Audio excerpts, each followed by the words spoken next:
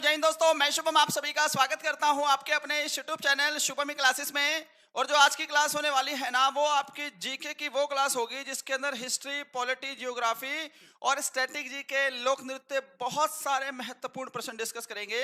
साथ में जो भारत की सेनाएं हैं उनसे संबंधित भी मैं बहुत सारे चुनिंदा प्रश्न लेकर आया हूं। उम्मीद करूंगा सेशन आप सभी को हेल्पफुल लगेगा। अगर आपका भी सपना है इंडियन आर्मी में भर्ती होकर के देश की सेवा करने का और अपनी लाइफ को नेक्स्ट लेवल पर ले जाने का, नेक्स्ट लेवल के एडवेंचर्स पे ले जाने का, तो भैया ये क्लास आपके लिए मोस्ट इंपॉर्टेंट होने वाली है।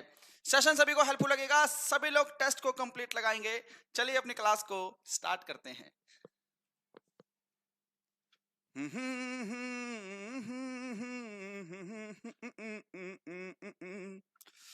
ओके चलो भैया, क्लास स्टार्ट हो चुकी है।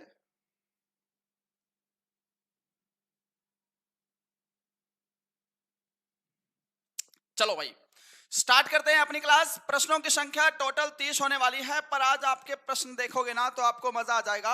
बिल्कुल आपके इंडियन आर्मी का लेवल 30 में से कम भाई सभी को 20 या 20 प्लस प्रश्नों का आंसर देने का प्रयास करना है। और जो कल की क्लास थी उसके अंदर मैंने कल की क्लास में मैंने आपको ये वाला प्रश्न होमवर्क के लिए दिया था, जो कि प्रश्न है कि पराक्रम दिवस किस स्वतंत्रता सेनानी की जयंती के लिए मनाया जाता है। पहले प्रश्न का आंसर जल्दी से आप लोग कमेंट बॉक्स में कमेंट कर दीजिए। शाबाश, बताइए जी, पराक्रम दिवस किस स्वतंत्रता सेनानी की जयंती पर मनाया जाता है? क्या आंसर आप लोग करेंगे? जल्दी से आंसर देंगे पहले प्रश्न का जी। आपके मॉक टेस्ट में 25 राइट हो रहे हैं मेरे भाई। 25 राइट हो इतना भी हार्ड मॉक टेस्ट नहीं है। मैथ और रीजनिंग तो आसान ही है, जो कि 20 प्रश्न वही बनते हैं। रीजनिंग में आप सारे ही कर सकते हो सही। चलो मैं मैथ में मान लेता हूं कि आप 15 में से 12 या 13 कर पा रहे हो, तो बाकी 30 में से सिर्फ आपके 10 ही प्रश्न राइट हो रहे हैं, तो आपकी तैयारी वाकई में वीक है।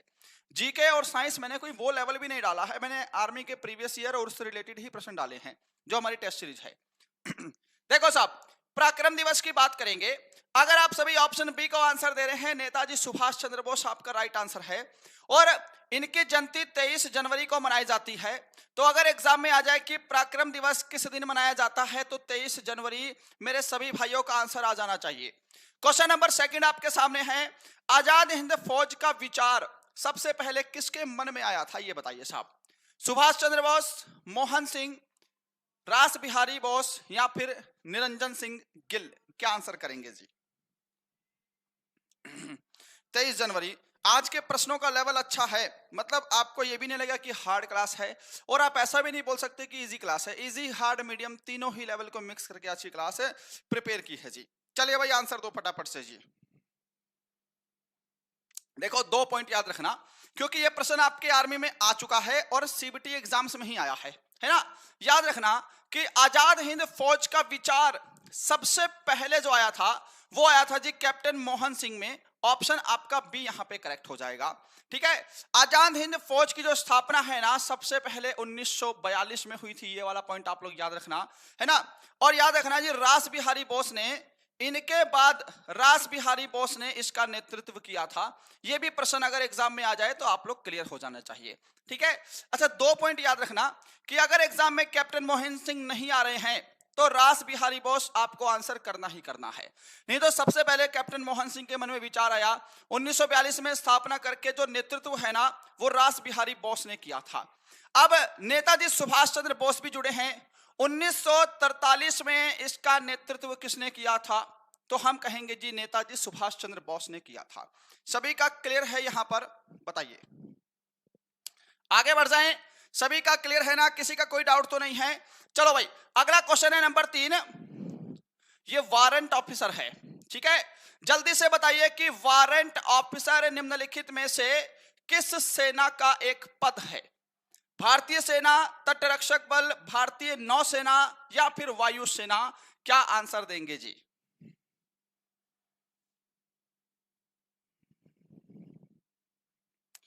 प्रमुख युद्ध अभ्यास की क्लास करवा दो। अच्छा जी, आपके मॉक टेस्ट में 35 प्लस चलो भाई इनसेन, ये हंसी मजाक का समय नहीं है, पढ़ाई पर फोकस करिए। वारंट ऑफिसर निम्नलिखित में से किस सेना का एक महत्वपूर्ण पद है? ये प्रश्न आपके पास आते हैं। सर्जेंट पद आपके पास पूछा गया है। सर्जेंट किस सेना का एक पद है? कॉमोडोर किस सेना से संबंधित एक महत्वपूर्ण पद है? ये सारे प्रश्न क्योंकि आपके आर्मी में आ चुके हैं पहले ही, तो इस प्रश्न का आंसर आप लोग गलत नहीं कर सकते, है ना। ये हमारी जो स्टैटिक जीके वाली ई बुक है उसके अंदर ये सारा बिल्कुल डिटेल से मैंने दिया है, एक भी प्रश्न उसमें से छूटेगा नहीं जिसने वो लगा लिया। वारंट ऑफिसर की बात करेंगे तो आप कहोगे जी वायुसेना का एक नॉन कमीशन्ड अधिकारी पद है। ऑप्शन हमारा डी करेक्ट है साहब। याद रखना, भारतीय सेना में इसी पद के समकक्ष यानी कि इसी पद की वैल्यू के समान एक पद है जिसका नाम है जी जूनियर कमीशन्ड अधिकारी। जूनियर कमीशन्ड अधिकारी जेसीओ, ठीक है, जेसीओ जूनियर कमीशन्ड अधिकारी है साहब। इसके समकक्ष या फिर आपसे सिंगल ही पूछ ले कि जूनियर कमीशन्ड अधिकारी किस सेना का एक रैंक है, तो आप कहोगे जी इंडियन आर्मी का है।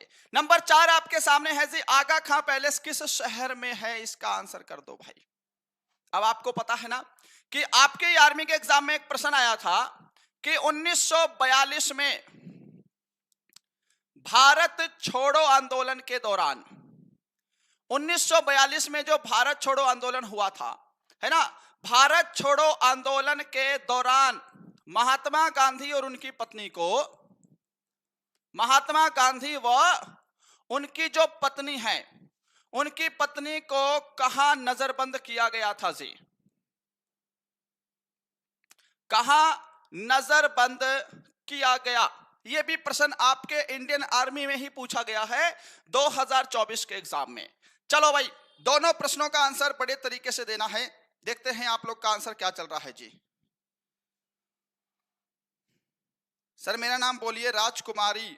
अच्छा जी, चलो एप्लीकेशन में अभी तक नोटिफिकेशन नहीं दिया है तो उसको भी एक बार डाल देते हैं, है ना। बहुत सारे बच्चे वेट करते हैं कि एप्लीकेशन में नोटिफिकेशन आएगा, तब लगता है कि क्लास चल रही है। चलो तब तक आप लोग इस प्रश्न का आंसर दो जी। देखो साहब, आगा खां पैलेस जो है ना, अगर आपसे बोलेगा कि इसका निर्माण किसने करवाया था, तो सिंपली इन्हीं के नाम से याद रखना।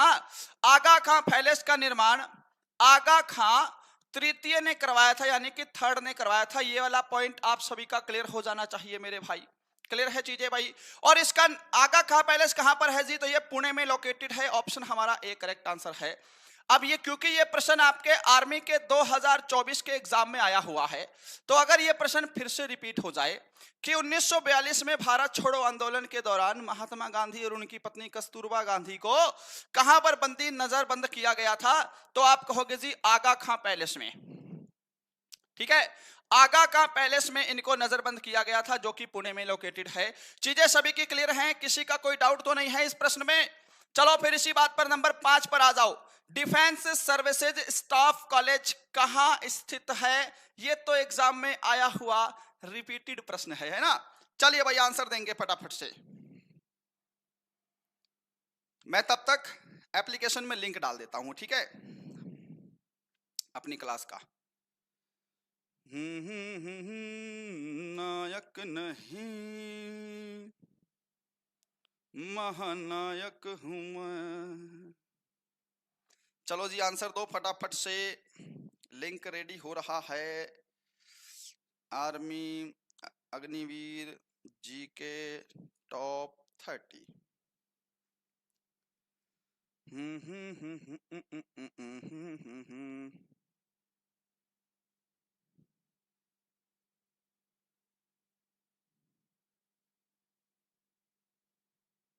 लो भाई, एप्लीकेशन में लिंक हो गया सेंड। अब बढ़ते हैं हम अपने सेशन पर अच्छे से। लाइक भी कर देना। ई बुक के बारे में बताओ ना, कैसे परचेस करें भी बताऊंगा मेरे भाई। रुक जाओ थोड़ा सा भी बताते हैं। चलें भाई, वेलिंगटन आंसर आ रहा है सभी का। Wellington very good. वैसे तो मैंने आपके मॉक टेस्ट में 39, 40, 41 क्वेश्चन ठीक कर रहा हूं। बताओ इलेक्शन हो जाएगा अब की बार? भाई इलेक्शन नहीं होता है, सिलेक्शन होता है।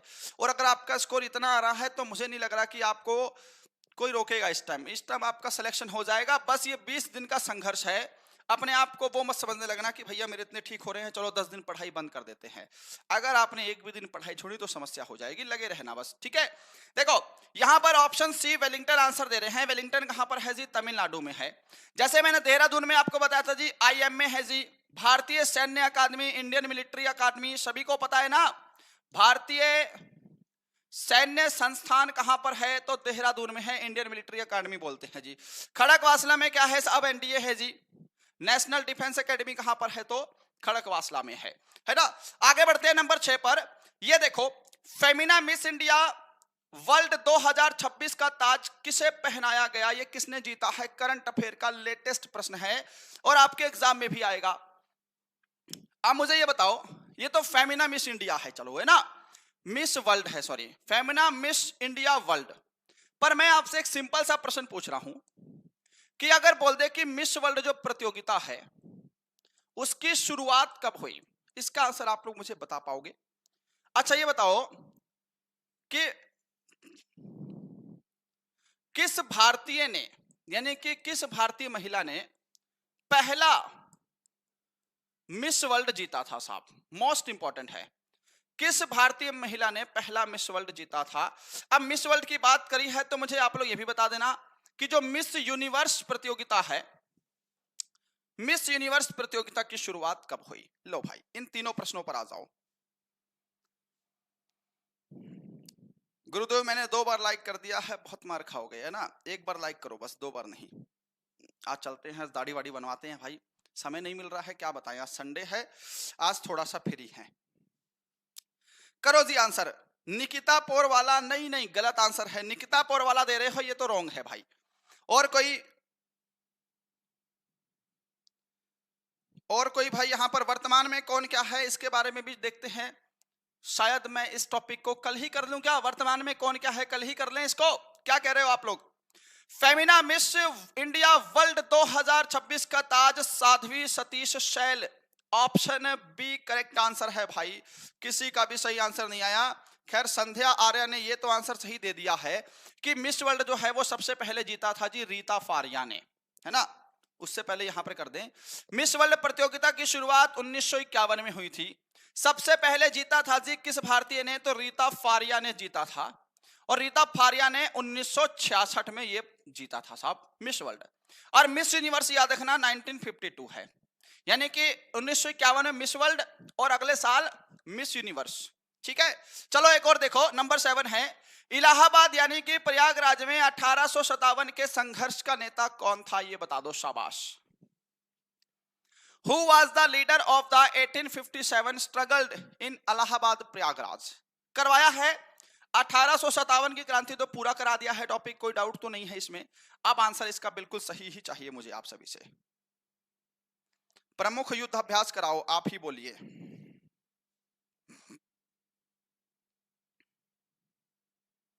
फातिमा बॉक्स तो मिस वर्ल्ड है, 2025 वाला है, 26 का भी हुआ नहीं है, ठीक है। वो मिस वर्ल्ड इंडिया था, है ना। मैं आपसे ही पूछ लूं क्या? चलो बताओ, एक तो टॉपिक है जी वर्तमान में कौन क्या है, वर्तमान में कौन क्या है, यह भी जरूरी है। एक है जी भारत के विभिन्न देशों से प्रमुख युद्ध अभ्यास, एक ये भी टॉपिक जरूरी है। और या फिर एक आप मेरे से सीएम एंड गवर्नर डिस्कस कर लो। इन तीनों में से कल करंट अफेयर का कौन सा टॉपिक एमसीक्यू की फॉर्म में, एमसीक्यू कौन सा टॉपिक डिस्कस करना है, कमेंट आप लोग करिएगा। देखो प्रयागराज में 1857 के संघर्ष के नेता कौन थे? तो आप कहोगे गुरुजी प्रयागराज से मौलवी लियाकत अली, ऑप्शन आपका ए करेक्ट आंसर है जी। तात्या टोपे का मैंने आपको बताया था साहब, इन्होंने कानपुर से, ग्वालियर और झांसी में सहयोग दिया है ना। और कहां सहयोग दिया है? और झांसी में इन्होंने सहयोग दिया है। खान बहादुर खान ने कहां से नेतृत्व किया था जी? इन्होंने बरेली का, झुमका गिरा रे बरेली के बाजार से, है ना। क्वेश्चन नंबर 8 आपके सामने जी, अब्दुल कलाम द्वीप किस भारतीय राज्य के तट पर स्थित है? चलिए शाबाश। सीएम एंड गवर्नर वर्तमान में कौन क्या है, कौन क्या है? सीएम एंड गवर्नर और कौन क्या है पे ज्यादा बोली लग रही है ना। चलो मैं अब अपने हिसाब से देख लूंगा। यही 3 टॉपिक है जी। वर्तमान में कौन क्या है मोस्ट इंपॉर्टेंट है, क्योंकि ये हर शिफ्ट में आता है। ओके 1000 लाइव हो गए, धन्यवाद। अब्दुल कलाम द्वीप किस भारतीय राज्य के तट पर है? याद रखना ये जो अब्दुल कलाम द्वीप है ना, इनका पुराना नाम क्या था भाई? इस द्वीप का पुराना नाम अगर एग्जाम में आ जाए तो क्या आप सभी इसका आंसर दे पाओगे? चलो इसके अलावा अगर मैं आप सभी से ये पूछ लूं कि जल्दी से बताइए कि सतीश धवन अंतरिक्ष केंद्र कहां स्थित है साहब? सतीश धवन अंतरिक्ष केंद्र कहां स्थित है साहब? क्या आप लोग मुझे इसका भी आंसर दे पाओगे? इसका आंसर क्या होगा? अब देखो अब्दुल कलाम द्वीप कहां पर है, सभी लोग आंसर मैच करेंगे जी। ओडिशा के तट पर स्थित है, ऑप्शन बी करेक्ट है। अगर क्षेत्र की बात करेगा तो याद रखना बंगाल की खाड़ी में, बंगाल की जो खाड़ी है उसके निकट, क्योंकि एग्जाम में प्रश्न ना ये नहीं पता कि भैया ओडिशा ना पूछ के बंगाल की खाड़ी यानी कि एरिया क्षेत्र वाइज पूछ ले, क्योंकि प्रश्न किस टाइप से आ रहे हैं आप सभी जानने लगे हैं। इसका पुराना नाम था जी व्हीलर द्वीप। इसको पहले क्या कहते थे साहब? व्हीलर द्वीप कहते थे, ये भी आप लोग याद रखना। सतीश धवन अंतरिक्ष केंद्र कहां पर है? कोई बता रहा है मुझे इसका आंसर? आंध्र प्रदेश कह रहा है, देखो ओडिशा आंसर है जी। अभी भी ई बुक खत्म कंप्लीट करे तो खत्म हो जाएगा। अरे क्यों नहीं होगा भाई, अभी भी आप उतना मटेरियल ऑब्जर्व कर सकते हो जो कि आपके जीके जीएस को स्ट्रांग कर सकता है। अच्छा ई बुक कंप्लीट नहीं की, आपके पास कोई सोर्स नहीं है तो फिर आप पढ़ोगे कैसे? और ऊपर से जो 100 रुपए की वैल्यू है वो ऐसी वैल्यू है कि आपको लगेगा ही नहीं कि आपने कुछ खर्चा किया है। नथिंग है 100 रुपए, it's not a big deal. और उसके लिए आपको जो मैं खजाना दे रहा हूं अपने 6 सालों की मेहनत और 3 साल के प्रीवियस ईयर को मिला करके जो मैंने चीजें ऐड की हैं, जो सिस्टमैटिक तरीके से बनाई हैं, कोई बुक उठाकर देख लेना, इतना कंटेंट और इतना अच्छे से आपको कहीं भी मिल जाए। बात समझ में आई? डिजाइनिंग का शौक मैं नहीं रखता कि डिजाइनिंग है, मेरे को पता है कि मैंने को डिजाइनिंग करूंगा तो 10 क्वेश्चन कम हो जाएंगे उसमें, ठीक है? 10 क्वेश्चन डालने जरूरी है, डिजाइनिंग करना जरूरी नहीं है, है ना? एक बच्चे को बोला था कि सर आपने थोड़ी सी डिजाइन क्या बनाऊं मैं, उसको एरो दे करके फलाना ढिमकाना बना दूं, 10 क्वेश्चन कम हो जाएंगे, बड़े बड़े पेज हो जाएंगे, ठीक है? परंतु 100 रुपए मेरे को तो नहीं लग रहा कि ऐसी कोई बड़ी चीज है कि आपको 10 बार सोचना पड़े कि 100 रुपए है कि नहीं। ऐसे उड़ा देते होंगे घूमते फिरते, कभी चाय पानी मिल पी लिया, बर्गर खा लिया, पिज्जा खा लिया, खत्म, है ना? तो अगर आपने कोई और भी बुक ली है तो भी मैं कह रहा हूं उस बुक को, मेरी बुक को परचेस करो। स्टैटिक जीके के वो टॉपिक उठाओ जो आपको नहीं आते हैं, और पॉलिटी और साइंस मेरी बुक की कंप्लीट होनी चाहिए, ज्यादा नहीं तो एक बार तो पढ़ ही लेना। देखो साहब सतीश धवन अंतरिक्ष केंद्र कहां पर है भाई? इसका आंसर क्या आंसर दे रहे हो? क्या सभी आप लोग आंध्र प्रदेश आंसर दे रहे हैं? सतीश धवन अंतरिक्ष केंद्र कहां पर है? तो आंध्र प्रदेश में है। क्या आंसर आ रहा है भाई इसका? वैसे तो आपके मॉक टेस्ट बड़े अच्छे हैं साहब। हाँ जी आंध्र प्रदेश, श्री हरिकोटा, वेरी गुड भाई, वेरी गुड। श्री हरिकोटा जगह का नाम है और आंध्र प्रदेश है साहब। अगला प्रश्न देखो नंबर 9, लोधी वंश का अंतिम शासक कौन था भाई? क्योंकि कभी कभी ऐसे भी प्रश्न देखने को मिल रहे हैं एग्जाम में कि फलाने वंश का संस्थापक कौन था, है ना, किसने किस शहर का निर्माण किया और कौन सा उसका अंतिम शासक था, ठीक है? बहुत प्रश्न आ रहे हैं। किस राजवंश की राजधानी क्या थी? Who was the last ruler of Lodhi dynasty? मेरे सभी भाई आंसर चाहिए इसका, है ना? लोधी वंश का अंतिम शासक कौन था भाई? देखो बहलोल लोधी तो लोधी वंश का फाउंडर था, यानी कि इसको हम लोग संस्थापक कह सकते हैं, फाउंडर था साहब। सिकंदर लोधी ने आगरा शहर की स्थापना की है, यहां से यह प्रश्न मोस्ट बनता है। आगरा शहर की स्थापना किसने की? तो सिकंदर लोधी ने की है। और अपनी राजधानी को आगरा कौन लेकर गया? तो सिकंदर लोधी ही लेकर गया था, ठीक है? अब देखो जी ऑप्शन सी आंसर मैच करना। इब्राहिम लोधी से आप लोग एक चीज समझना कि आप लोगों ने पानीपत का पहला युद्ध तो पढ़ा ही होगा कि जो पानीपत का पहला युद्ध था वो हुआ था गुरुजी 1526 में। किसके बीच में हुआ था? तो वो हुआ था जी बाबर और इब्राहिम लोधी के बीच में। तो इस युद्ध में क्या हुआ? बाबर ने इब्राहिम लोधी को हरा दिया, है ना, और लोधी वंश का वहां से समाप्त होकर लोधी वंश के बाद कौन सा वंश बना था? तो मुगल वंश बना था। बाबर ने इब्राहिम लोदी को हरा करके लोदी वंश को हटा दिया और मुगल वंश की नींव रखी थी। ठीक है, तो लोदी वंश जो है ना वो इब्राहिम लोदी वंश का अंतिम शासक है। आप लोग ये चीज समझ लेना। नंबर 10 देखो भाई, टिप्पणी नृत्य पारंपरिक रूप से किस समुदाय की महिलाओं द्वारा किया जाता है? जरूरी प्रश्न है। कोली, भील, गोंड या संथाल, बताइए। प्रियांशु भाई कोई बात नहीं, वो भी हम कराएंगे, आप इतनी टेंशन क्यों ले रहे हो, वो भी तो कराएंगे। पढ़ते जा रहा हूं, खत्म नहीं हो रहा है, कभी खत्म नहीं होगा। 10 साल पढ़ोगे ना जीके खत्म होगी, ना कभी मैथ खत्म होगा, लेवल आता रहेगा, बढ़ता रहेगा, खत्म होने वाली चीजें थोड़ी ना है। बस ये कि आपने कम से कम इतना लेवल पढ़ लिया कि आपने 60% प्लस भी अगर आपने अपना सिलेबस खत्म कर दिया ना, तो समझ लो कि आप लोग सिलेक्शन के नजदीक है। आपको क्या लग रहा है जो 100 में से 100 नंबर लेते हैं उनका पूरा कंप्लीट होता है? ऐसा कभी नहीं हो सकता, कभी नहीं हो सकता ऐसा। ठीक है, बस वो क्या होते हैं जी, प्रीवियस ईयर अच्छे से पढ़ चुका होता है उन लोगों का। ठीक है, उसके अलावा जो है कम से कम एक बार बेसिक तो सभी कर ही लेते हैं कंप्लीट सिलेबस। बस बाकी तो आपको आगे बढ़ते रहो, प्रैक्टिस करते रहो, नए नए प्रश्नों को देखते रहो। यहां पर राइट आंसर ऑप्शन ए होगा, कोली।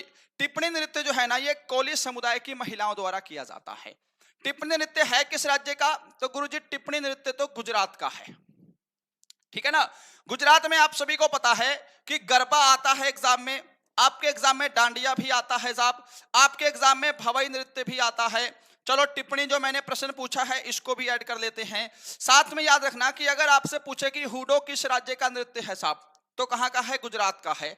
और एक नृत्य आप लोग याद रखना कि अगर कह दे कि सिद्धि धमाल किस राज्य में किए जाने वाला एक महत्वपूर्ण नृत्य है, तो आप कहोगे जी गुजरात का है। ये सारे गुजरात के नृत्य आपको अच्छे से याद होने चाहिए मेरे दोस्त। सभी का क्लियर है भाई? नंबर 10 सर बहुत सारी एकेडमी में आपकी ई बुक से पढ़ा रहे हैं, आपकी ई बुक से पढ़ा रहे हैं और ई बुक बेचकर पैसे भी लूट रहे हैं।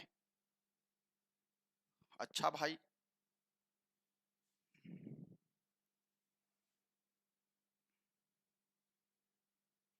चलो भाई अब एक काम करते हैं। लो भाई, ये है हमारी ई बुक।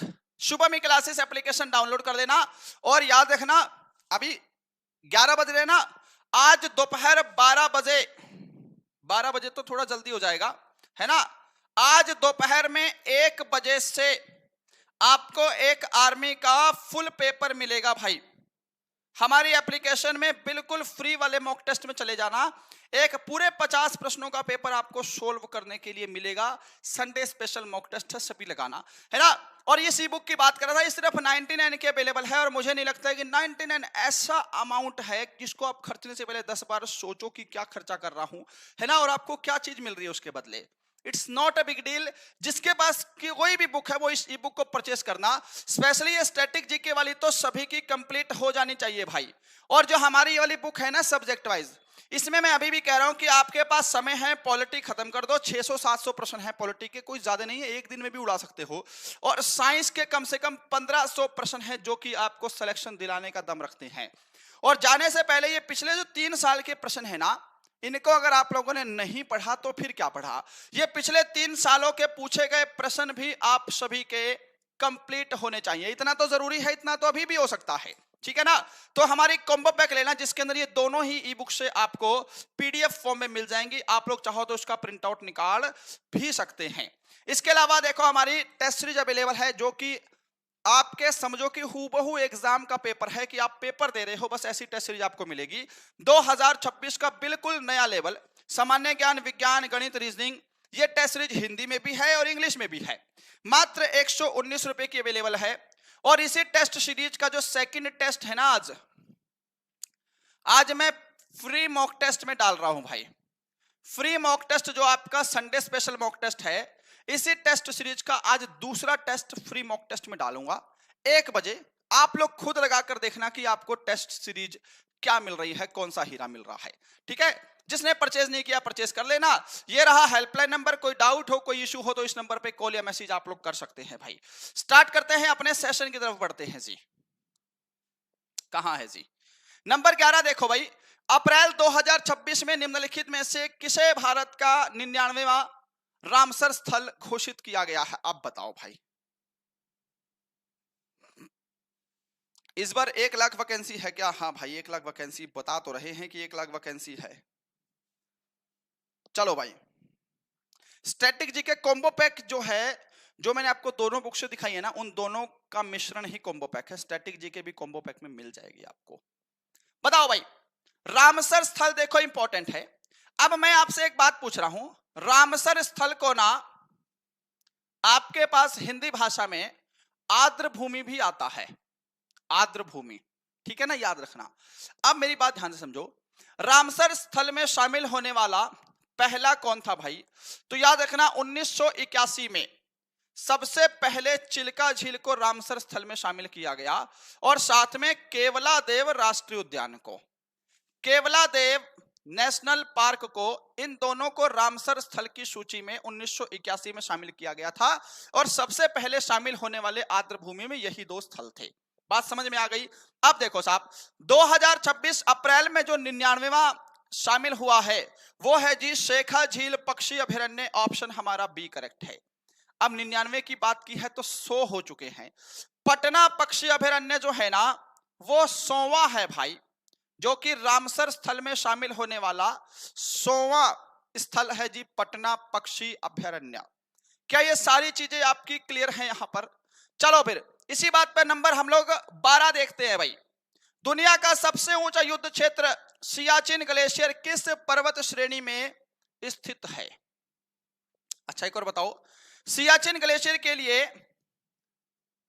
भारतीय सेना ने कौन सा ऑपरेशन चलाया था साहब? सियाचिन ग्लेशियर के नियंत्रण के लिए भारतीय सेनाओं ने कौन सा ऑपरेशन चलाया है 2025 में? तो इनका जलवा था भाई, बार बार पूछे जा रहे थे साहब। सीमा एक काम करो ना, एप्लीकेशन को अपडेट कर लो और दोबारा से इसको चालू कर दो जी, ठीक है।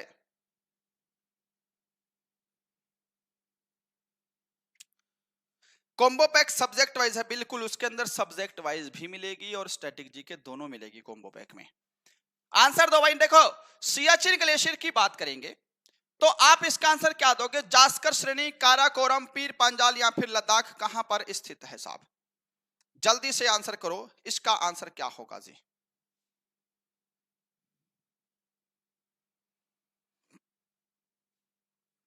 आंसर अभी तक अटक रहा है क्योंकि आप लोगों ने इस हिसाब से पढ़ा नहीं है, है ना। और कोई भाई, ऑपरेशन मेघदूत तो आंसर आ गया। आपकी टी शर्ट बहुत अच्छी लग रही है जी, थैंक यू मेरे भाई। चलो भाई आंसर आया किसी का? देखो शाबाश, सियाचिन ग्लेशियर जो है ना, ये आपका काराकोरम श्रेणी में स्थित है। ऑप्शन हमारा यहाँ पे बी करेक्ट है। और सियाचिन ग्लेशियर भूमि तल से लगभग 20,000 फीट की ऊंचाई पर है, इसीलिए क्या है, ये दुनिया का सबसे ऊंचा युद्ध क्षेत्र है ना। और भारत ने 1984 में कौन सा ऑपरेशन चलाया था? ऑपरेशन मेघदूत चलाया था साहब, और इसको अपने नियंत्रण में ले लिया था। भूलेंगे तो नहीं, एग्जाम के लिए इंपॉर्टेंट है। नंबर 13 देखो जी, ओलंपिक खेलों में व्यक्तिगत गोल्ड मेडल जीतने वाले पहले भारतीय कौन है? यहां पर बात हो रही है गोल्ड मेडल की, और ये प्रश्न मैंने आपको पहले भी अपनी क्लासेस में करवाया है कि नहीं। चलो इसी बात पर आंसर हो जाए, देखे तो सही कमेंट बॉक्स में आप लोग आंसर क्या दे रहे हो।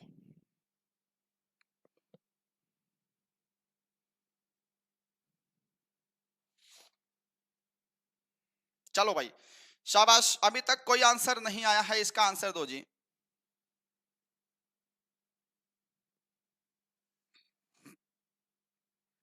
मॉक टेस्ट में 30-32 सही हो रहे हैं। यूजर चेतन मेरे भाई देखो तो सही आपकी मिस्टेक्स कहां पे हो रही है, कहां पर गड़बड़ हो रही है ना।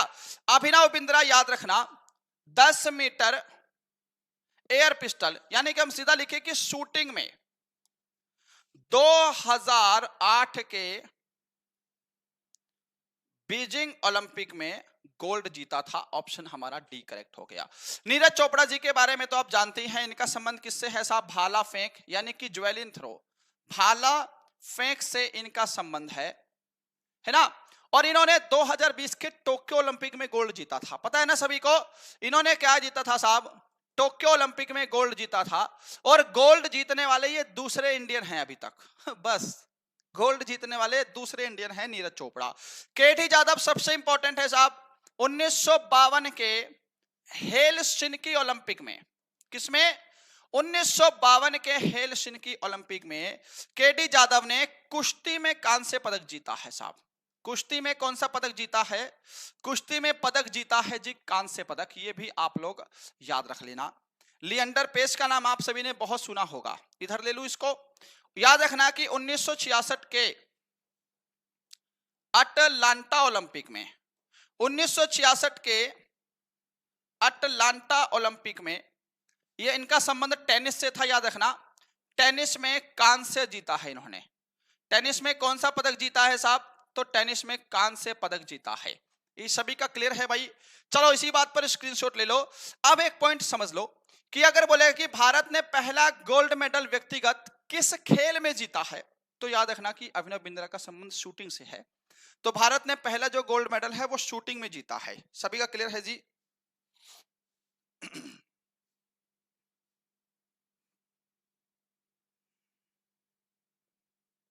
नंबर 14 देखो, प्रियांशु कह रहा है मेरे दोस्त के साथ शर्त लगी है 500 रुपए की, शुभम सर कल युद्ध अभ्यास कराएंगे कि नहीं। मैंने हाँ बोला है, उसने बोला है, देखते हैं भाई, या तो आपके 500 रुपए जाएंगे, अरे चलो देखते हैं, कोई बात नहीं, क्यों घबरा रहे हो।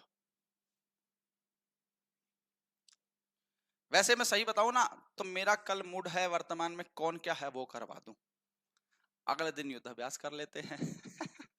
देखो, इंडिया एआई इंपैक्ट समिट 2026 कहां आयोजित की गई? गलगोटे यूनिवर्सिटी, पता है ना, बहुत फेमस हुई थी बीच में। इंडिया एआई इंपैक्ट समिट 2026 कहां आयोजित की गई? करंट अफेयर के वो प्रश्न हैं जो एग्जाम में आएंगे। आंसर याद रखना, option C New Delhi, option C जो आंसर दे रहे हैं राइट है भाई। नंबर 15 देखो जी, नंबर 15 में क्या है साहब, ये देखो, क्वेश्चन नंबर 15 कह रहा है आपसे कि हालिया रिपोर्टों के अनुसार भारत किस देश को पीछे छोड़कर दुनिया की चौथी सबसे बड़ी अर्थव्यवस्था बन गया है? मोस्ट इंपॉर्टेंट, याद रखना आर्मी वालों, ये प्रश्न मैं इंपॉर्टेंट की कैटेगरी में डाल रहा हूं। पता नहीं किस शिफ्ट में आपके पास ये वाला प्रश्न ब्रह्मास्त्र बन के गिरेगा। हम पहले ही निपट लेते हैं इस प्रश्न से। क्वेश्चन गलत देने से मार्क्स कटेंगे भाई। नेगेटिव मार्किंग तो इस बार नहीं है, पिछले साल भी नहीं थी, इस बार भी कोई जानकारी नहीं दी है, तो हम समझेंगे कि नेगेटिव मार्किंग नहीं है। और अगर नेगेटिव मार्किंग हुई भी तो जब आप एग्जाम देने जाओगे ना, वहां पर आपको ऊपर सर भी बता देंगे और ऊपर भी लिखा होता है नेगेटिव मार्किंग का आपकी कंप्यूटर की स्क्रीन पर, ठीक है ना। चलो भाई बताओ, शाबाश, क्या आंसर दोगे जी? देखो, इस प्रश्न पे आंसर आ रहा है जापान, आंसर आ गया भाई, वेरी गुड, क्या बात है जी। गुज्जर फौजी का जापान, मनप्रीत सिद्धू, आनंद कुमार, और कौन है भाई, सोनम कुमारी, अब्रार अहमद, वाह जी वाह, है ना, हिमानी, सभी का आंसर आ रहा है जी जापान। ऑप्शन सी बिल्कुल करेक्ट है साहब। अब देखो, भारत का जो लक्ष्य है, क्योंकि ये मुझे लग रहा है कि ये भी प्रश्न आ सकता है, भारत का लक्ष्य है कि 2030 तक 7.3 ट्रिलियन की इकोनॉमी से तीसरी अर्थव्यवस्था बनना, तीसरी अर्थव्यवस्था बनना। और इसमें कंपटीशन किससे है? रशिया, चाइना और अमेरिका से। चलो भाई, नंबर 16 देखिएगा, एनिहिलेशन ऑफ कॉस्ट पुस्तक के लेखक कौन है जी? क्वेश्चन नंबर 16 का बताइए, एनिहिलेशन ऑफ कॉस्ट पुस्तक के लेखक कौन है? मैं महाराष्ट्र से हूं, ओके भाई। लाइक की संख्या 832 है सिर्फ, लाइक करिए फटाफट से भाई। द एनिहिलेशन ऑफ कॉस्ट पुस्तक के लेखक कौन है? राइट आंसर क्या सभी option C doctor B R Ambedkar ji को दे रहे हैं? बिल्कुल सही आंसर है भाई। Doctor B R Ambedkar ji ने एक और पुस्तक लिखी थी जो कि आपके आर्मी के अग्निवीर में ही आ चुकी है जी, waiting for a visa. Waiting for a visa पुस्तक के लेखक कौन है? तो भीमराव अंबेडकर जी हैं। ज्योतिराव फुले ने कौन सी पुस्तक लिखी थी जी? गुलामगिरी, है ना। महात्मा गांधी जी की तो पुस्तकें बहुत सारी हैं जो मल्टीपल टाइम्स एग्जाम में आती हैं। आ जाओ नंबर 17 पे, भारतीय संविधान का कौन सा अनुच्छेद राष्ट्रपति को किसी राज्य में राष्ट्रपति शासन लगाने की शक्ति देता है? वेट भाई, ये अनुच्छेद वाला मैंने आपको पूरा कंप्लीट टॉपिक करा दिया है, याद है ना? पूरा कंप्लीट टॉपिक अनुच्छेद का करा रखा है। चलो आंसर दे दो इसी बात पर, आपका सही आंसर यहां पर क्या होगा?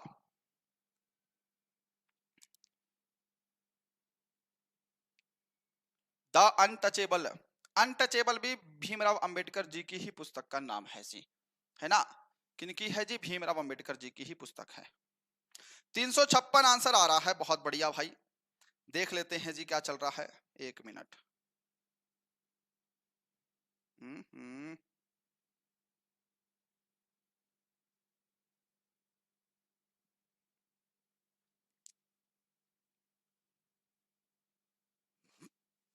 चलो अब देखो, भारत में जो मैं आपातकाल की व्यवस्था है ना, मैंने आपको इसके बारे में डिटेल से भी बताया था कि भारत में जो आपातकालीन व्यवस्था है, मुझे आप लोग सभी बताना कि आपातकालीन व्यवस्था किस देश से ली गई है, किस देश के संविधान से ली गई है, भारतीय संविधान के किस भाग में इसका वर्णन किया गया है, और अनुच्छेद में आपको यहां पर बताने जा रहा हूं, है ना?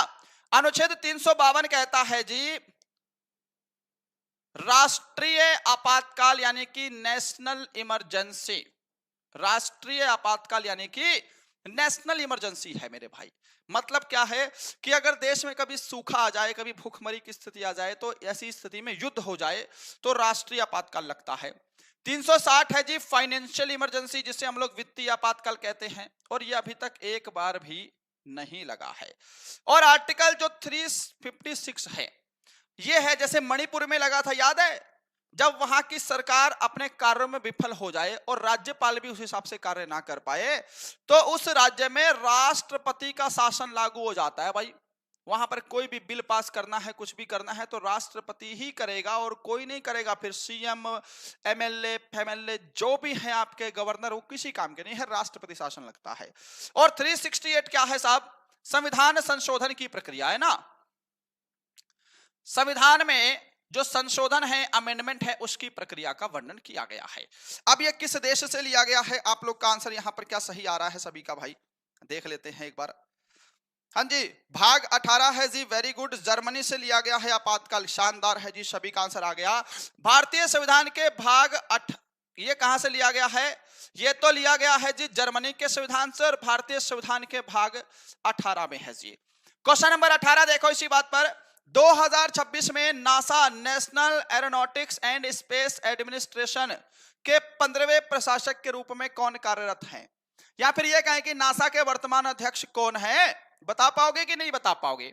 चलो भाई, अब बात हुई है नासा की। नासा का फुल फॉर्म तो लिखा है ना, क्या लिखा है? National aeronautics and space administration. NASA का फुल फॉर्म हो गया आपका। मैं पूछ रहा हूं कि नासा की स्थापना कब हुई? ये मोस्ट इंपॉर्टेंट है साहब। और नासा का हेडक्वार्टर कहां पर है? अब एक बात बताओ, यहां पर तो चलो नासा की बात हो गई। अब क्योंकि भारत की जो अंतरिक्ष एजेंसी है इसरो, कोई मुझे बताएगा कि इसरो के वर्तमान अध्यक्ष कौन है? और आप लोग एक काम करना, मुझे डीआरडीओ के भी वर्तमान अध्यक्ष कमेंट बॉक्स में कमेंट कर दो फटाफट से। देखे तो सही आंसर आप लोग का क्या चल रहा है ना? बताओ जी।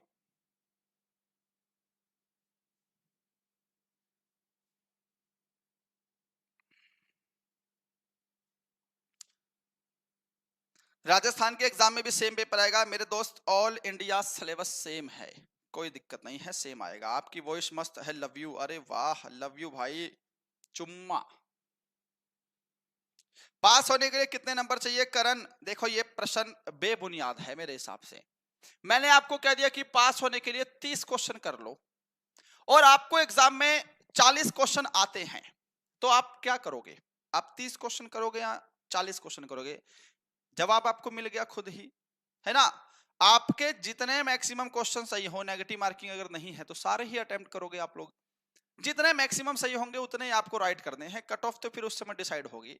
मान लो कट ऑफ आपकी 40 क्वेश्चन पे जा रही है, आपको 45 आते हो, तो आप 45 ही तो करके आओगे।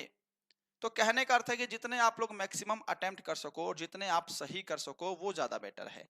कट ऑफ तो तब डिसाइड होगी ना कि कट ऑफ कितनी जाएगी, है ना। अब देखो साहब, नासा की बात करी है तो याद रखना ऑप्शन आपका यहां पर बी करेक्ट होगा जी।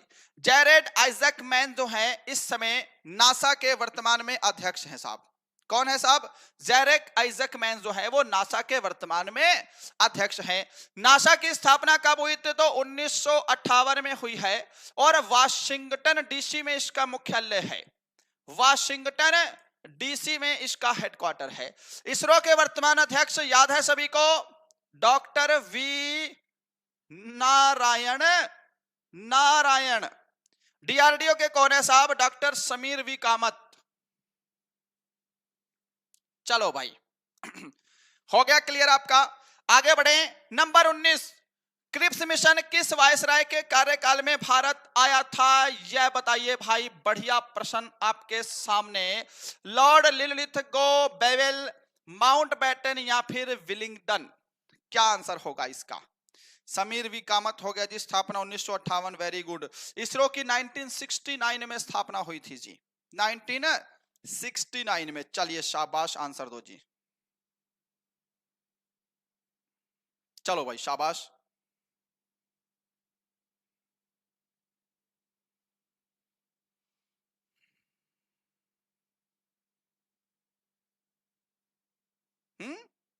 क्या बात कर रहे हो भाई? इधर देखो, ध्यान से समझना चीजों को। यहां पर बेवेल भी आंसर दे रहे हैं बहुत लोग। सर क्लास के टाइम मोबाइल को कमेंट देखने पड़ते हैं और बहुत सारी चीज चेक करनी पड़ती है। क्लास सही चल रही है, बफरिंग तो नहीं कर रही है ना, वॉइस सही आ रही है। चलो, जैसे रूम छोटा है ना, तो अगर स्क्रीन लगाओ ना, स्क्रीन बहुत बड़ी हो जाएगी। थोड़ा सा बहुत फर्क पड़ता है ना, और थोड़ा दूर होता है तो ज्यादा बेटर रहता है। कोई बात नहीं। देखो, क्रिप्स मिशन याद रखना। क्रिप्स मिशन जो है ना, ये भारत कब आया? तो याद रखना जी 1942 में आया था, है ना। और लॉर्ड लिलिथगो के समय में भारत आया था। अब most important fact, Cripps mission को गांधी जी ने, ये मोस्ट इंपॉर्टेंट है, ये आपके एग्जाम के लिए, गांधी जी ने डूबते हुए बैंक का, याद रखना ये पॉइंट, डूबते हुए बैंक का पोस्ट डेटेड चेक कहा था साहब। पोस्ट डेटेड चेक कहा। तो अगर पूछ ले कि गांधी जी ने किसको पोस्ट डेटेड चेक कहा था, तो क्रिप्स मिशन को कहा था। चीजें क्लियर हो गई हैं आपकी। अब क्योंकि क्रिप्स मिशन जो है वो असफल हो गया था, तो लिलिथगो के समय में ही 1942 में कौन सा आंदोलन चला था साहब?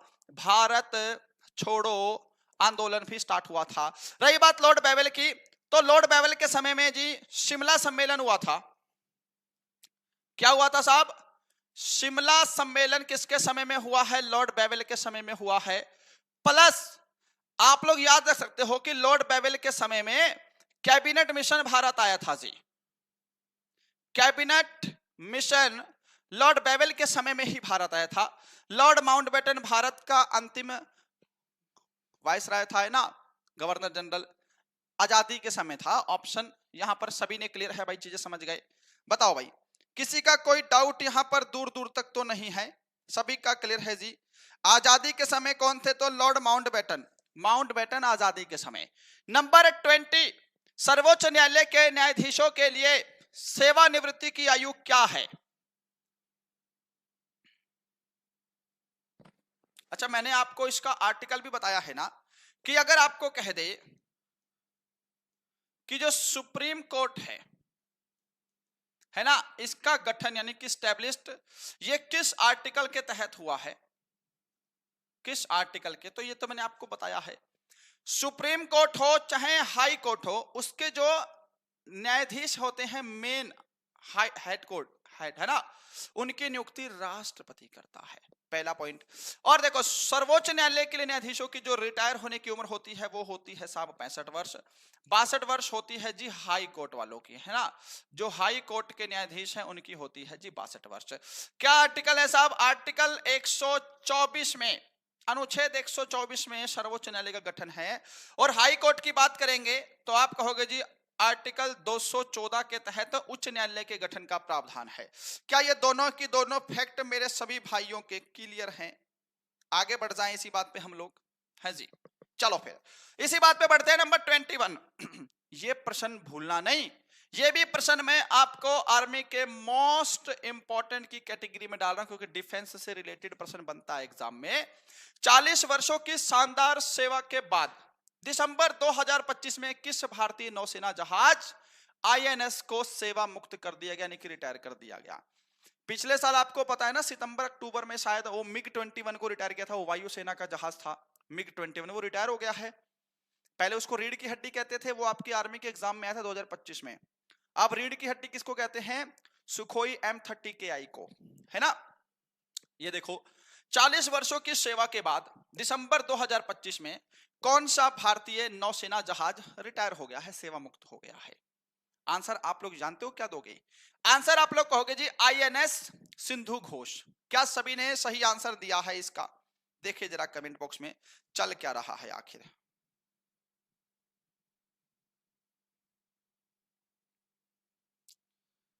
चीता नहीं है, INS सिंधु घोष, बहुत बढ़िया। नंबर 22 भारतीय वायुसेना में मार्शल ऑफ द एयरफोर्स के 5 स्टार रैंक पर पदोन्नत होने वाले पहले और एकमात्र अधिकारी। प्रश्न क्या है कि जो वायुसेना की सर्वोच्च रैंक है ना, जैसे मार्शल ऑफ द एयरफोर्स, उस पर रैंक होने वाले एकमात्र अधिकारी कौन थे जिन्हें यह खिताब मिला है, ये बताइए आप। चलिए शाबाश, क्या आंसर दे रहे हो जी? ये मेरी ई बुक के अंदर भी तो है ये वाला प्रश्न, पूरा डिटेल से दिया है मैंने कि कब इनको ये पदवी मिली है, क्या कुछ है, सब कुछ बताइए जल्दी से, शाबाश। चलिए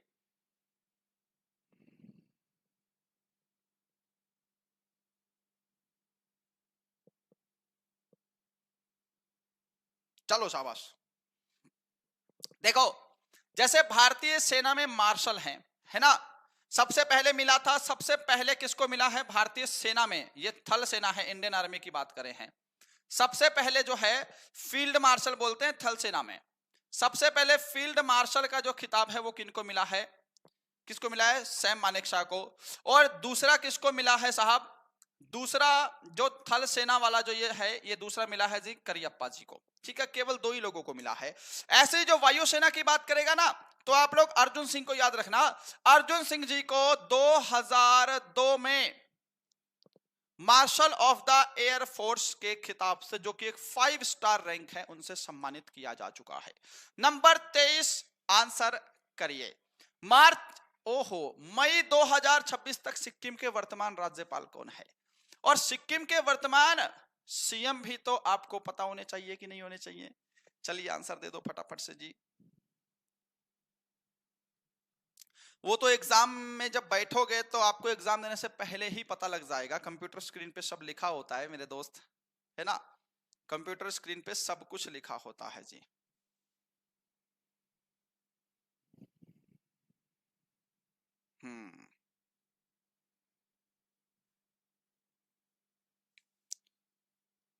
भाई आप पहले आर्मी में थे? नहीं जी, आर्मी में तो नहीं थे। ओम प्रकाश माथुर, क्या बात है भाई, एक भी बच्चे का गलत आंसर नहीं आया। सिक्किम के वर्तमान गवर्नर ओम प्रकाश माथुर। सिक्किम के सीएम कौन है जी? प्रेम सिंह तमांग। प्रेम सिंह तमांग। अच्छा आपको पता है ना, सिक्किम से उठा रहा हूं प्रश्न, 36वां संविधान संशोधन अधिनियम 1975 के तहत, ठीक है ना, 22वें राज्य का दर्जा मिला है। क्योंकि यह प्रश्न आपके एग्जाम में आया है तो मैंने सोचा कि करवा दूं, है ना। प्रश्न आया था कि सिक्किम को किस संशोधन के तहत राज्य का दर्जा दिया गया, तो आप कहोगे जी 36वें संविधान संशोधन 1975 के तहत सिक्किम को 22वें राज्य का दर्जा दिया गया है, ये याद रखना जी, है ना। सिक्किम को दुनिया का सबसे पहला जीवित राज्य। चलो नंबर 24 स्क्रीन पर है, ये बताइए 1930 में आयोजित पहले फीफा विश्व कप की मेजबानी किस देश ने की थी? फीफा का तो पता है सभी को, हाँ जी। फीफा की स्थापना कब हुई? मुझे लग रहा है मैंने नंबर ऑफ टाइम बता रखा है। फीफा का हेडक्वार्टर कहां पर है? चलिए शाबाश, प्रेम सिंह तमांग चीफ मिनिस्टर। अरे शानदार। चलो भाई अब इस प्रश्न पर आ जाओ जल्दी से, क्या आंसर होगा जी?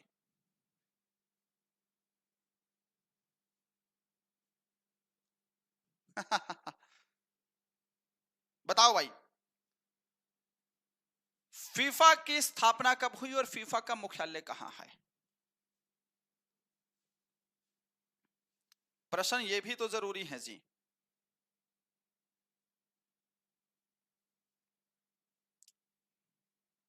1909, अरे 1909 में नहीं हुई है जी, ब्राजील ने सबसे ज्यादा बार जीता। 1904 आंसर आया एक बच्चे का, 1909 आंसर मत दो। देखो, फीफा की जो स्थापना है ये हुई थी 1904 में, और हुई थी साहब पेरिस में, है ना। परंतु जो हेडक्वार्टर है वो कहां पर है गुरुजी? हेडक्वार्टर तो ज्यूरिख स्विट्जरलैंड में है साहब, ज्यूरिख स्विट्जरलैंड। क्लियर है? अच्छा, 1930 में जो फीफा आयोजित हुआ था वो हुआ था साहब उरुग्वे में। अब देखो साहब, क्योंकि पहला फीफा विश्व कप है तो ये जीता किसने था? तो जीता भी किसने था साहब? उरुग्वे ने जीता भी था। और हराया किसको था उरुग्वे ने? तो हराया था जी अर्जेंटीना को। हराया किसको था? अर्जेंटीना को हराया था, और उरुग्वे ने जीता था। ये सारे पॉइंट क्लियर है फीफा के। अब बताओ भाई, भाई और कितने क्वेश्चंस बाकी हैं? बस अभी से थक गए? अभी तो प्रश्न आपके 6 बाकी हैं, खैर वो भी ज्यादा नहीं है।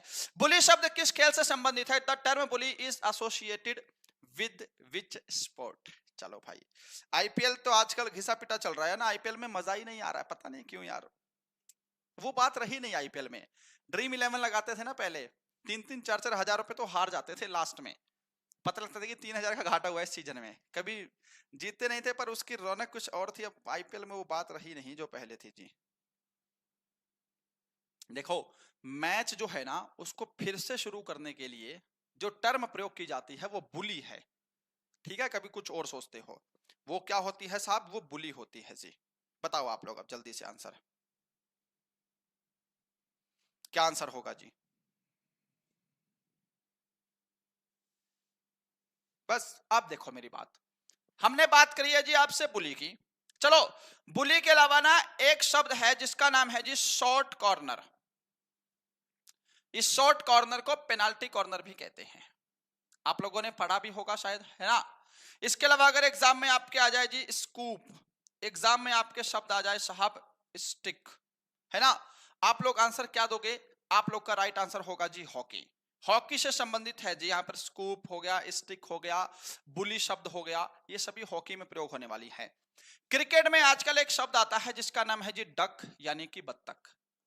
अगर कोई व्यक्ति 0 पर आउट हो जाता है पहले ही तो उसको डक बोलते हैं। एक क्रिकेट में शब्द आता है जिसका नाम है जी मेडन, ये आप लोग याद रखना। जिसने पहली सेंचुरी लगाई हो उसको मेडन सेंचुरी कहते हैं, और जिसने अपने गेंदबाजी में उस ओवर के दौरान एक भी रन ना दिया हो उसको मेडन ओवर कहते हैं, है ना। इसके अलावा आपको सिली पॉइंट याद रखना है, मैं सिर्फ वही पॉइंट बता रहा हूं जो आजकल एग्जाम में आ रहे हैं, वरना इसमें तो पॉइंट दुनिया भर के हैं। सिली पॉइंट आप लोग एलबीडब्ल्यू याद रख लेना। इसके अलावा क्रिकेट में ना मोस्ट इंपॉर्टेंट है जिसका नाम है जी DL method, Duckworth Lewis method. प्रश्न आएगा कि बारिश के दौरान मैच खराब होने की स्थिति में ओवर को कम किया जाता है और रनों को घटाया जाता है, तो उसमें किस मेथड का प्रयोग होता है? तो उसमें डीएल मेथड का प्रयोग किया जाता है। एक शब्द इसमें याद रखना साहब, चाइना मैन। कौन सा शब्द है जी? China man. और एक शब्द आप लोग याद रखना इसके अंदर, गूगली। ये ज्यादा प्रश्न वो शब्द हैं जो ज्यादा ही कुछ पूछे जाते हैं। जैसे टेनिस का मैंने आपको ड्यूस बताया था, याद है सभी को? मैंने आपको टेनिस का लव बताया था, लव शब्द बताया था, टेनिस का ड्यूस लव।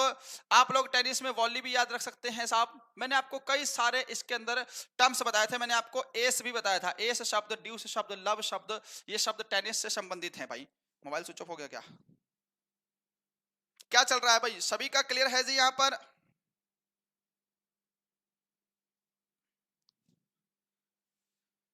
कमेंट का रिप्लाई नहीं देते, इतना एटीट्यूड वीकू पढ़ाया। अरे एक बात बताओ, जब मैं यहाँ पर प्रश्न करा रहा हूं तो मैं आपके कमेंट कैसे देख सकता हूं?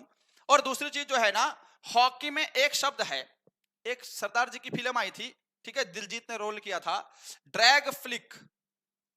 अगर एग्जाम में आ जाए कि ड्रैग फ्लिक शब्द किस खेल से है तो ये भी आप लोग हॉकी याद रखना। नंबर 26 देखो, कौन सा भारतीय शहर गंगा नदी के किनारे बसा है? ये बताओ सर। सर आपकी इंस्टाग्राम आईडी क्या है? इंस्टाग्राम आईडी ना डिस्क्रिप्शन में लिंक दिया हुआ है मैंने, शुभम श्रीवास्तव 0001, शुभम श्रीवास्तव 0001। ठीक है। हाँ। सर्व भी टेनिस का है, बिल्कुल सही है जी, बहुत बढ़िया, पढ़ने लगे हो आप लोग तो। ये सब अग्निवीर में आता है या नहीं, या ऐसे ही पढ़ा रहे हो? कार्तिक ऐसे ही पढ़ा रहे हैं भाई, ये सब अग्निवीर में कहाँ आता है? ये 1100 बच्चे लाइव देख रहे हैं, ऐसे ही देख रहे हैं, पिछले 6 साल से भी ऐसे ही पढ़ा रहे हैं। कैसी बात कर रहे हो आप लोग? कौन सा शहर गंगा नदी के किनारे है? तो इसमें वाराणसी राइट आंसर होगा आपका। सूरत किस नदी के किनारे है? तो भाई ये लो, सूरत जो है वो ताप्ती नदी है। अगला प्रश्न देखो स्क्रीन पर। 2026 की शुरुआत में परीक्षण की गई भारत की पहली स्वदेशी लंबी दूरी की सतह से हवा में मार करने वाली मिसाइल कौन सी है?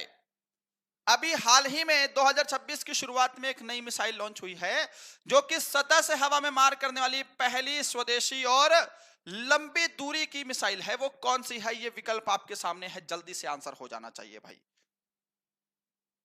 आप कहीं बिजी हैं?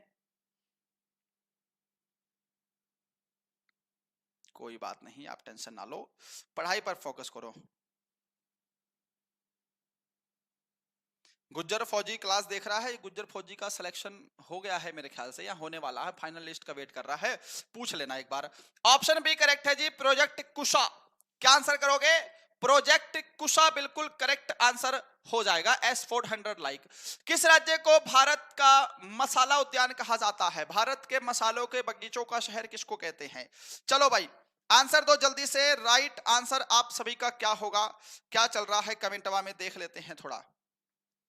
DRDO के द्वारा विकसित था, याद रख लेना है ना, रह गया वाला पॉइंट। बताइए भाई।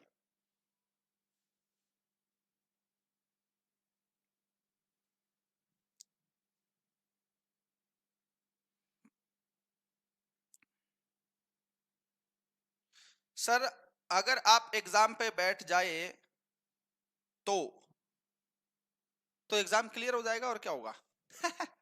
एग्जाम ना मेरे भाई, आप नए हो शायद, मैंने टोटल अभी तक 11 एग्जाम दिए हैं, जिसके अंदर Haryana police, SSC GD, railway NTPC, railway loco pilot, railway group D, Haryana group D, ठीक है, लैब अटेंडेंट, मैंने 11 में से 8 एग्जाम क्वालिफाई किए हुए हैं। SSC GD भी क्वालिफाई किया है 2018-19 वाला, ठीक है। ऐसे थोड़ी बैठे हैं यहाँ पे पढ़ा रहे हैं। भारत का मसाला बगीचा केरल है भाई, ठीक है। पंजाब को तो 5 नदियों की भूमि कहते हैं साहब, ये तो मेरे को लग रहा है सभी को पता होगा कि 5 नदियों की भूमि पंजाब को कहते हैं। भारत की रोटी की टोकरी भी कहा जाता है, भारत की रोटी की टोकरी, लिख दो, नया है शायद आपके लिए ना, भारत की रोटी की टोकरी। चलो अब देखो, असम को क्या कहते हैं साहब? असम को बोलते हैं जी, असम में सबसे चाय का उत्पादन होता है, यानी कि चाय, बस हम छोड़ो, खत्म करो बात। 29 नंबर देखो, भारतीय नौसेना में कौन सा पद भारतीय सेना के कर्नल के पद के समकक्ष है? कर्नल पद सो पता है जी, भारतीय इंडियन आर्मी का है। अब जो कर्नल पद की रैंक है वही रैंक नौसेना में और वायुसेना में, दोनों कमेंट कर दो किस सेना के पद के बराबर है जी। चलो भाई, सराब ठाकुर है? नहीं भाई, करो भाई। क्या कोमोडोर? कोमोडोर तो नेवी का पद है, मैं मान गया आपकी बात। ये कोमोडोर कहां पे है जी? कोमोडोर तो इंडियन नेवी का है साहब, ये मैं आपकी बात समझ गया, परंतु कोमोडोर इसका राइट आंसर नहीं है भाई, कोमोडोर राइट आंसर नहीं है साहब।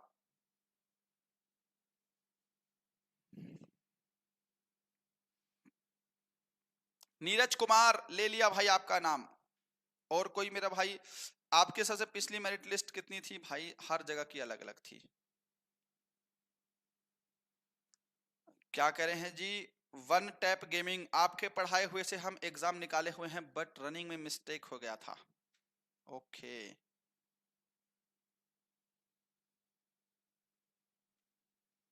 चले भाई। आप देखो साहब, भारतीय नौसेना का बोलेगा कर्नल है, नौसेना में बोलते हैं जी कैप्टन, और ऐसे ही अगर आपको वायुसेना का बोल देगा कि वायुसेना के किस पद के बराबर है, तो वायुसेना में इस पद को कहते हैं जी ग्रुप कैप्टन। वायुसेना में क्या कहते हैं? Group captain. नौसेना में कैप्टन, वायुसेना में ग्रुप कैप्टन, और थल सेना में कर्नल। आज का आखिरी प्रश्न आपके सामने, वायुमंडल की कौन सी परत रेडियो तरंगों को पृथ्वी की सतह पर वापस परावर्तित करती है? बता दो।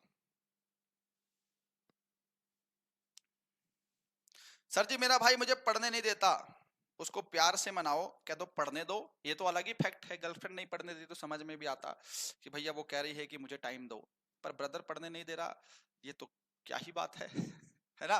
उसको कमरे में बंद कर दो, दूसरे कमरे में, अगर छोटा है, और अगर बड़ा होगा तो वो तो समझदार होगा, वो तो पढ़ने देगा ही। चलो भाई इसका आंसर दो भाई। मेरा नाम ले लो, बाबू लोधी। चलो भाई ले लिया मैंने आपका नाम। करें आंसर, स्टार्ट करें इस प्रश्न का, बताइए साहब।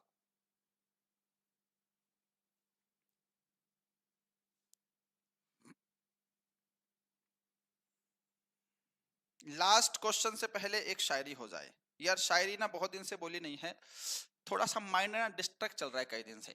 समताप मंडल देखो, समताप मंडल की अगर मैं आपसे बात करूं तो याद रखना, समताप मंडल जहां पर तापमान समान हो। अगर आपसे कहेगा ना कि हवाई जहाज किस मंडल में उड़ते हैं, तो समताप मंडल में उड़ते हैं।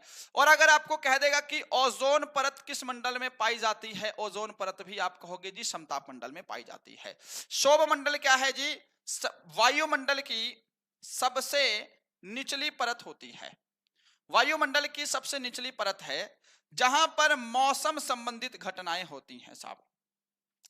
मौसम संबंधित घटनाएं और ऋतु परिवर्तन, मौसम संबंधित घटनाएं कहां होती हैं? शोभ मंडल में होती हैं। या ऋतुओं का परिवर्तन, वर्षा ऋतु, ग्रीष्म ऋतु, शरद ऋतु, ये सभी, ठीक है। और आयन मंडल क्या है साहब? यहां पर रेडियो तरंगों का प्रसार किया जाता है। जो सैटेलाइट उपकरण है वो आयन मंडल में ही रहते हैं, वहां से सिग्नल्स भेजते हैं, है ना? ये प्रश्न आपको होमवर्क का दे रहा हूं, इसको ध्यान से आंसर कर देना। किस किस भारतीय नेता ने सबसे पहले स्वराज शब्द का प्रयोग किया था और उन्हें भारतीय अशांति का जनक भी कहा जाता है? गुरुजी हमें भी रिप्लाई दे दो जी। सोनू बंजारा ले लो जी। मेहनत कर रहा हूं, अब भी मिल जाएगी वर्दी, मुझे कामयाब होना है। पता क्या है, कुछ बच्चों का एग्जाम पिछली बार रह गया था, तो उन्होंने एक मेरी शायरी थी, बहुत वायरल हुई थी, है ना, कि मेहनत तो हमने भी दिलो जान से की थी, ये नसीब है हमारा जो हर बार अटक रहा है। कि मेहनत तो हमने भी दिलो जान से की थी साहब, ये नसीब है हमारा जो हर बार अटक रहा है। और किसी को घर से निकलते ही मिल गई उनकी मंजिल, कोई हमारी तरह आज भी भटक रहा है। आपको भटकना नहीं है, मेहनत करनी है, सिलेक्शन लेना है। और बताओ भाई 30 में से कितने परसेंट राइट हुए हैं? आज देखते हैं साइंस की क्लास, आज संडे है, कोशिश करूंगा साइंस की क्लास लग जाए, अगर समय निकाल लेता हूं आ जाए ना। अभी भी कह रहा हूं, हमारी ई बुक अभी भी आपको सिलेक्शन दिलाने का दम रखती है ना। ये पॉलिटी और साइंस तो मेरी ई बुक से आपको किसी भी कीमत पर पढ़ लेना है। रही बात हिस्ट्री ज्योग्राफी की, तो कुछ टॉपिक आपको स्टैटिक जीके में मिल जाएंगे, महत्वपूर्ण, वो आप स्टैटिक जीके से हमारे कवर कर देना टॉपिक, ठीक है ना साहब। और पिछले 3 सालों के प्रश्न आपको छोड़ने नहीं है, ये करके जाने हैं एग्जाम जाने से पहले।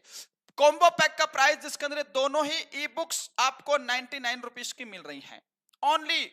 मेरे ख्याल से 99 रुपीज कोई वैल्यू नहीं है आपकी लाइफ में, 100 रुपए की इट्स नथिंग। 100 रुपए क्या होते हैं? नथिंग। परंतु मेरे 6 साल का एक्सपीरियंस और पिछले 3 सालों के पेपर्स को देखते हुए ये मैंने तैयार की है।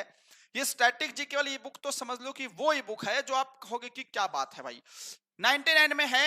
और अभी 1 बजे आपको हमारी एप्लीकेशन पर बिल्कुल फुल मॉडल पेपर, कौन सा? जो हमारा ये मॉडल पेपर है ना, इसका दूसरा मॉक टेस्ट मैं आपको बिल्कुल फ्री में, फ्री मॉक टेस्ट वाले सेक्शन में डाल दूंगा, ठीक है। अभी 1 बजे जाकर के लगा लेना। और 119 रुपए में हमारी ये टेस्ट सीरीज अवेलेबल है, परचेज नहीं की तो परचेज कर लेना भाई, है ना। हेल्पलाइन नंबर आपके सामने दिया है। अब आज मैं आपसे विदा लूंगा, आज थोड़ा सा अर्जेंट काम भी है तो थोड़ा जल्दी जाएंगे। चलो जी, सेशन को बंद करते हैं। मेरे सभी भाई अपना ध्यान रखना। सभी को जय हिंद।